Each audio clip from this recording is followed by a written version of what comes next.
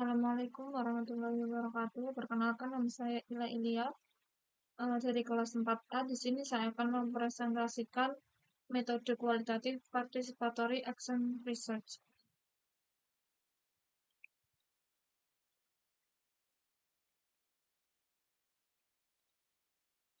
Yang pertama, pengertian participatory action research.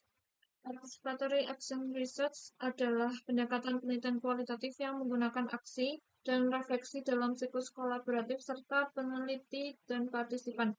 Tujuan utama dari metode ini adalah untuk memahami masalah sosial sekaligus melakukan perubahan nyata di dalam komunitas. Yang menarik dari PAR adalah bahwa partisipan tidak diposisikan sebagai objek, tetapi sebagai mitra sejajar, sebagai co-researcher. Metode ini banyak digunakan dalam bidang pendidikan, pengembangan masyarakat, dan riset sosial karena bersifat transformatif dan partisipatif. Selanjutnya adalah karakteristik of PAR. Yang pertama yaitu participatory. Artinya peneliti tidak bekerja sendiri, melainkan melibatkan partisipan atau komunitas yang diteliti sebagai rekan sejajar dalam proses penelitian. Yang kedua yaitu aksi dan refleksi. Prosesnya dilakukan dalam bentuk siklus yang berulang, dimulai dengan perencanaan tindakan, pelaksanaan, observasi hasil, lalu refleksi. Yang ketiga yaitu berorientasi pada perubahan sosial. Tujuan utamanya adalah untuk menghasilkan teori atau data akademik, tapi juga menghasilkan solusi nyata dan perbaikan kondisi sosial di komunitas yang diteliti. Yang keempat yaitu demokratis dan emansipatoris. Artinya memberi ruang bagi suara-suara yang selama ini mungkin terpinggirkan untuk terlibat dalam pengambilan keputusan. Yang terakhir yaitu kontekstual. Artinya proses dan hasilnya sangat bergantung pada realitas dan pengalaman hidup dari komunitas itu sendiri. Selanjutnya yaitu kelebihan metode participatory action research. Yang pertama yaitu memberdayakan partisipan. Dengan dilibatkannya partisipan dalam proses penelitian, mereka merasa dihargai dan didengar. Ini bisa meningkatkan motivasi dan rasa percaya diri mereka dalam menyuarakan gagasan dan mengambil peran dalam menyelesaikan masalah di komunitas mereka. Yang kedua yaitu relevansi praktis. Karena penelitian dilakukan berdasarkan masalah nyata yang dihadapi partisipan, maka hasilnya bisa langsung digunakan untuk memperbaiki situasi. Misalnya, jika dilakukan di sekolah, maka temuan bisa langsung dijadikan dasar untuk memperbaiki metode pembelajaran atau manajemen kelas. Yang ketiga yaitu adaptif dan kontekstual. Artinya, metode ini sangat fleksibel untuk diterapkan di berbagai situasi karena menyesuaikan dengan budaya, nilai, dan dinamika sosial. Yang keempat yaitu etis dan relasional. Karena melibatkan kerjasama yang erat antara peneliti dan partisipan, hubungan yang terbangun cenderung saling terpercaya dan menghargai. Selanjutnya yaitu kekurangan metode participatory action research. Nah, meskipun memiliki banyak kelebihan seperti yang sudah saya banyak bacakan tadi, participatory action research juga memiliki sejumlah tantangan atau kekurangan yang perlu diperhatikan. Seperti yang pertama yaitu rentan terhadap ketimpangan kekuasaan. Nah, walaupun tujuan participatory action research adalah menciptakan relasi yang setara, kenyataannya tidak mudah untuk memastikan semua pihak benar-benar memiliki suara yang sama.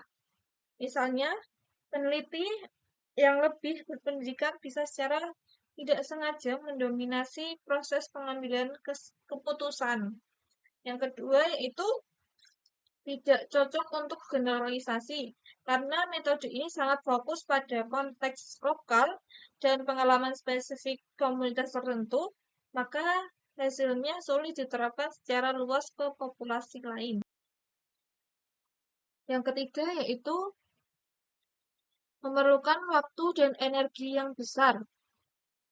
Karena sifatnya kolaboratif dan dilakukan dalam beberapa siklus, maka peneliti dan partisipan harus berkomitmen penuh, baik dalam waktu, tenaga, maupun pikiran. Yang terakhir, yaitu kompleksitas dalam menggabungkan teori dan aksi. Nah, kadang itu sulit menjaga keseimbangan antara menghasilkan temuan yang valid secara akademik dan mendorong aksi nyata di lapangan. Peneliti itu dituntut untuk memiliki sensitivitas metodologis dan keterampilan sosial yang tinggi agar tujuan ilmiah dan sosial dapat berjalan seiringan. Selanjutnya yaitu,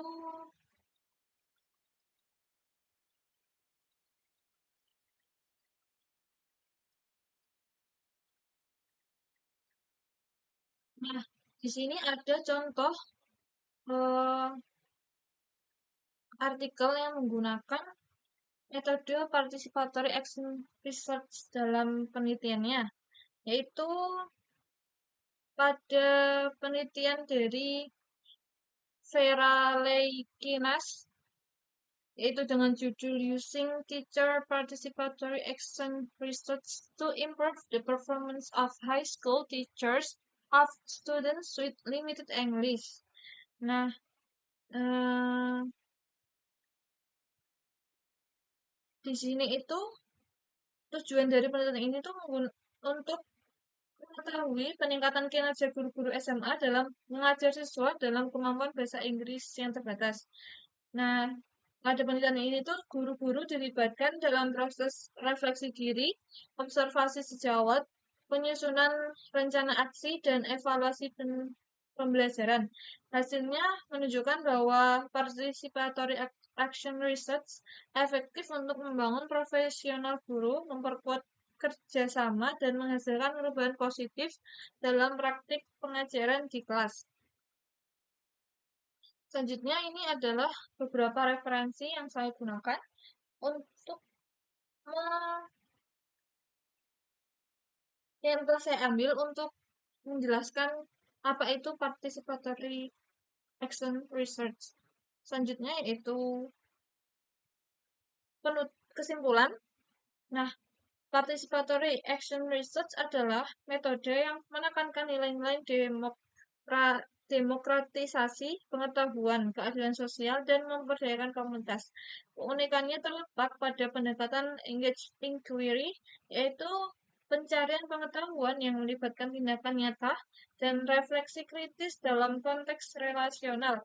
Meskipun memiliki tantangan dalam pelaksanaan dan dokumentasi ini ya, kekuatan participatory action research ada pada kemampuannya menjembatani pengetahuan ilmiah dengan kebutuhan praktis masyarakat, serta menciptakan ruang dialog yang bermakna antara berbagai pemangku kepentingan. Participatory action research bukan hanya metodologi riset, melainkan cara berpikir dan bertindak dalam menciptakan perubahan sosial yang berakar dari bawah. Mungkin cukup sekian yang dapat saya sampaikan.